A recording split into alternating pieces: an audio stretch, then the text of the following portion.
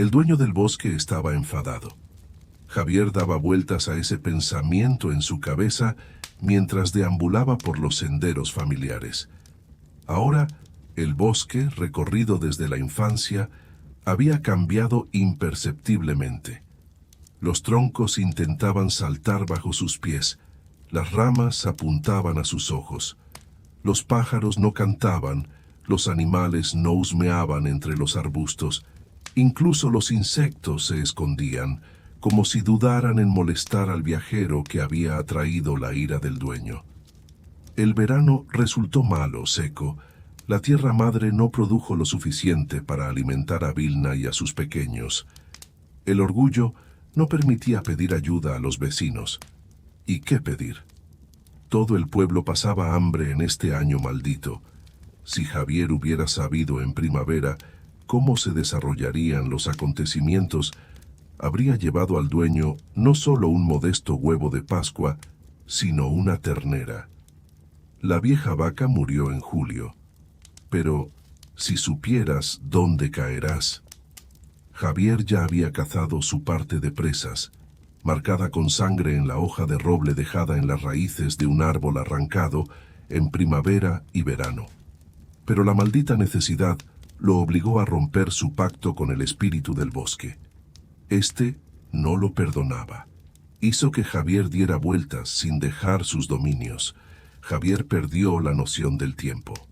¿Cuándo entró en el bosque después de despedirse de su esposa flaca y llorosa?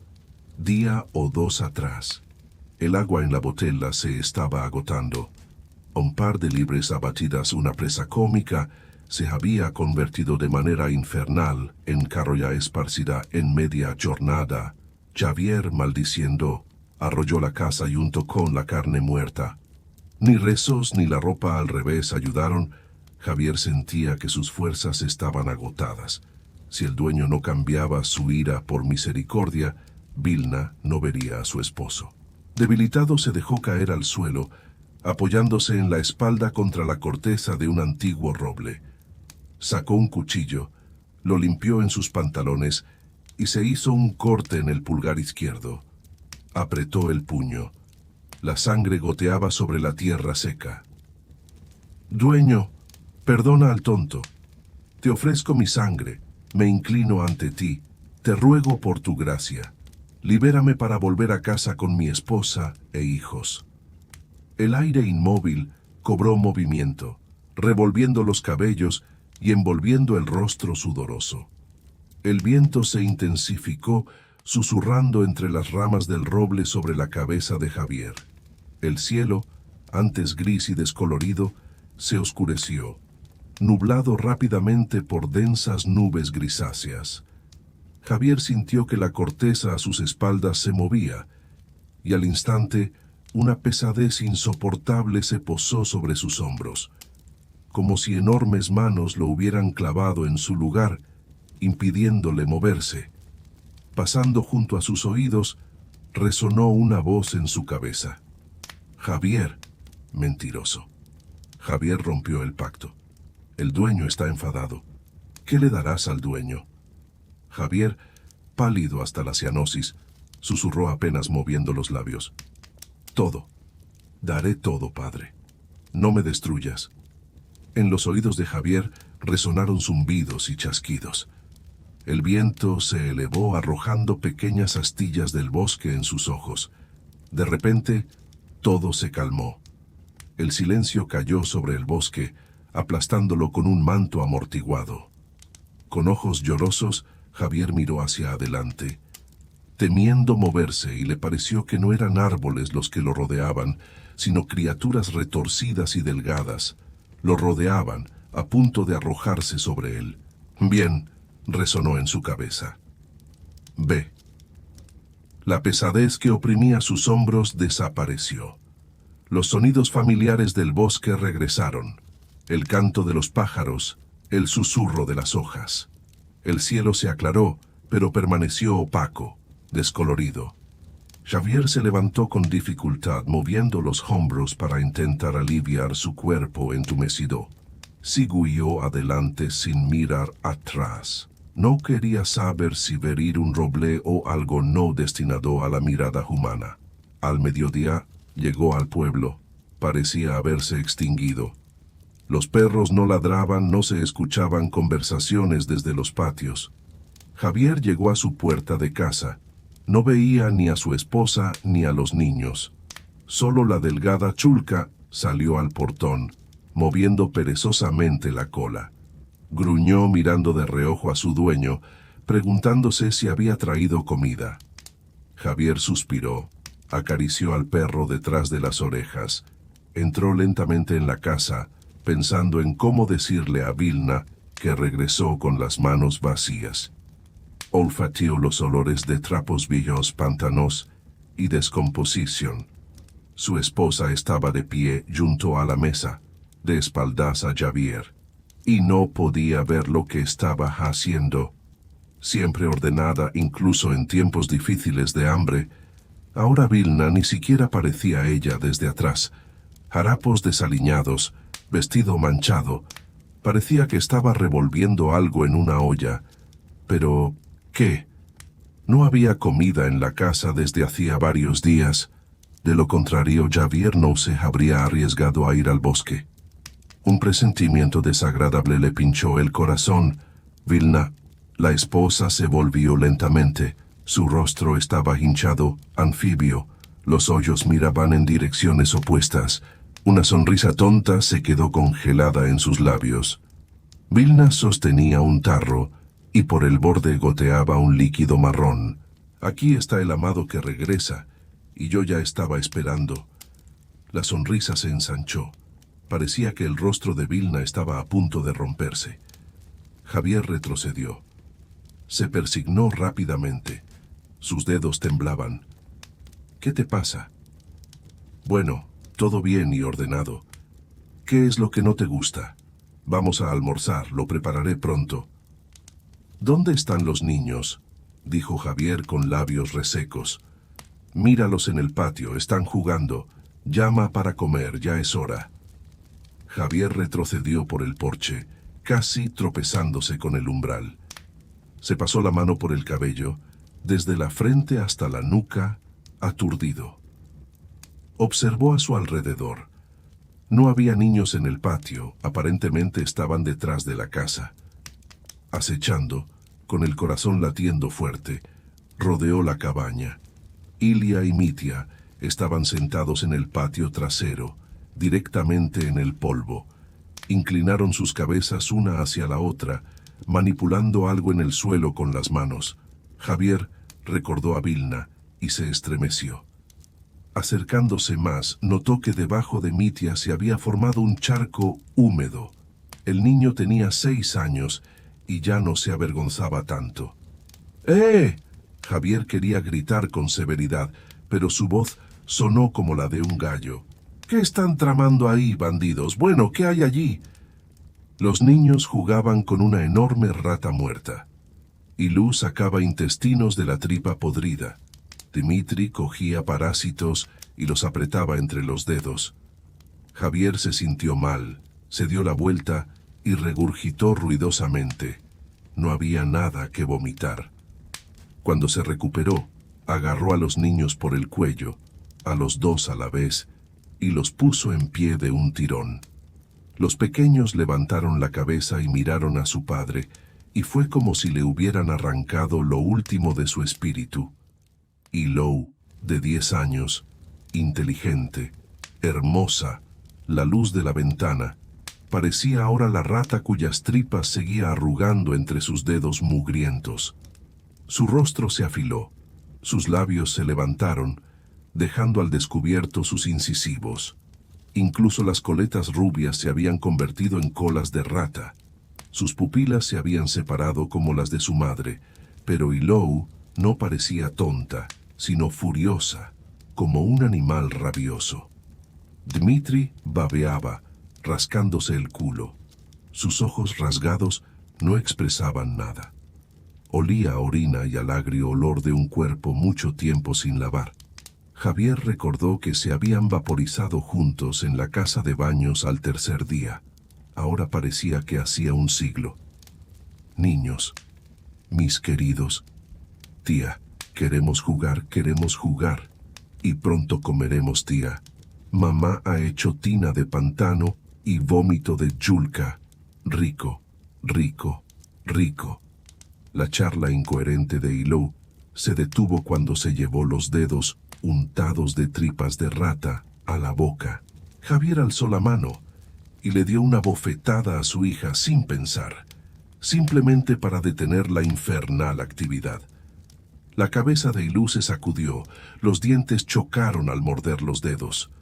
La sangre de la niña se mezcló con la de la rata. En lugar de llorar, Ilou se rió delgada y aguda. Mitya gorgoteó, aplaudió, mirando a su hermana.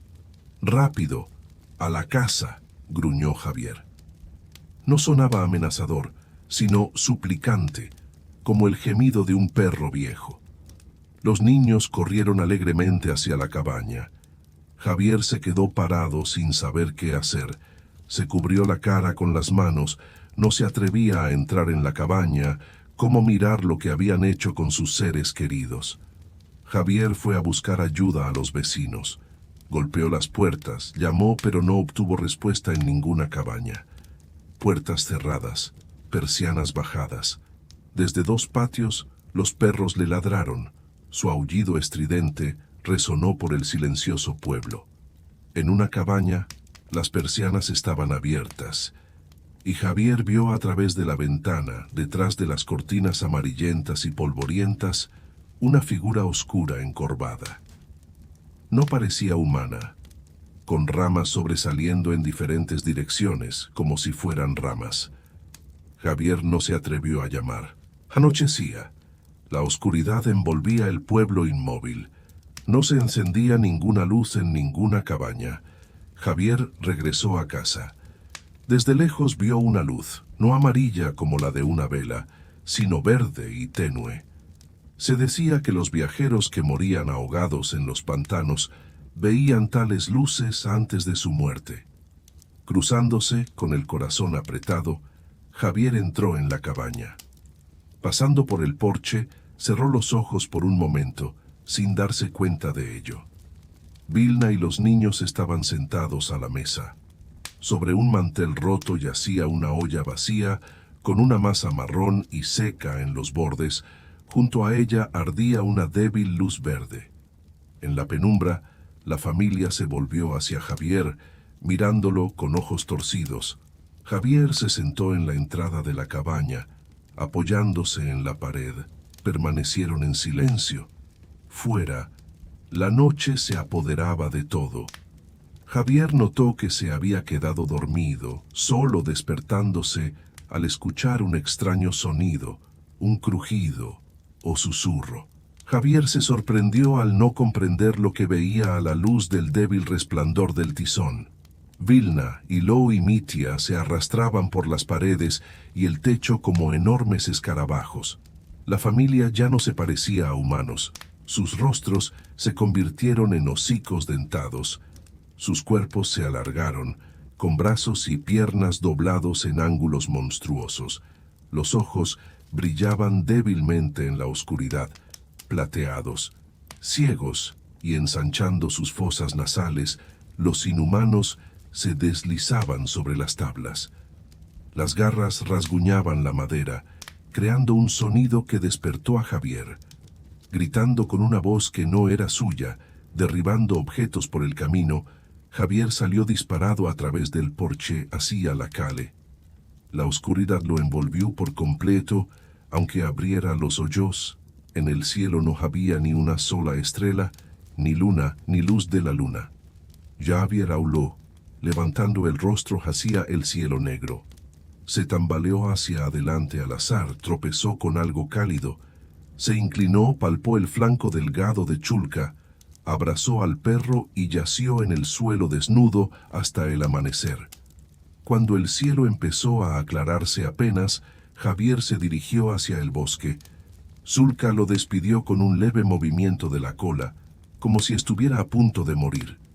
El bosque parecía guiarlo. Un sendero se sucedía a otro, las ramas bloqueaban los pasajes aquí y allá, guiando a Javier hacia el dueño.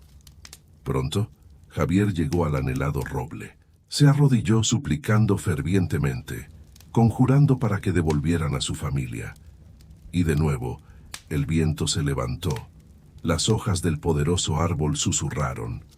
A los oídos de Javier llegó un sonido oscuro y aterrador. Lo entregaste tú mismo.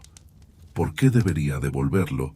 Tu familia está en la leche, en la savia de abedul, se mezcla para el deleite de las náyades y las sílfides. El viento soplaba en los ojos de Javier, revelando una escena. Un gran caldero está en medio del bosque, en un claro pisoteado. En él hierve un líquido amarillo lechoso, burbujea. Y en el caldero, emergiendo y sumergiéndose, Vilna con los pequeños chapotean. Gritan desgarradoramente. Sus ojos son blancos como los de un pez cocido. Intentan agarrarse al borde del caldero, pero no pueden. Llévame, padre, detén este tormento. Javier rasgó su camisa en el pecho, suplicó con más fuerza que antes. Me entrego por completo, con alma y entrañas. El alma, hermosa. El viento aulló, se elevó, giró con furia. El roble crujó, tembló, liberando raíces retorcidas desde debajo de la tierra. Se dirigieron hacia Javier, perforaron su pecho, llegaron al latido, a lo vivo. Se clavaron en el corazón, succionaron a Javier por completo, hasta la última gota. El viejo roble quedó satisfecho. Buscaron a Javier por todo el pueblo. 3 días pasaron, desde que no regresó a casa después de casar a su esposa e hijos. Parecía que habían explorado el bosque en todas direcciones, pero Javier se había desvanecido como si se hubiera hundido en la tierra. Al 4.º día encontraron un claro. ¿De dónde salió? Lo habían cruzado muchas veces antes. En el claro estaba un gran roble, y a los pies estaba recostado Javier. Su pecho no se movía. No había rastro de vida en su rostro. Aparentemente se había perdido, y sediento, había muerto. La gente cruzó sus brazos y llevó la carga triste de vuelta a casa, al pueblo natal. Si te ha gustado esta historia aterradora, no olvides darle like, suscribirte y activar la campanita para recibir más contenido escalofriante como este. Y recuerda, mantente alerta y nunca te aventures solo en lugares oscuros y desconocidos. Hasta la próxima.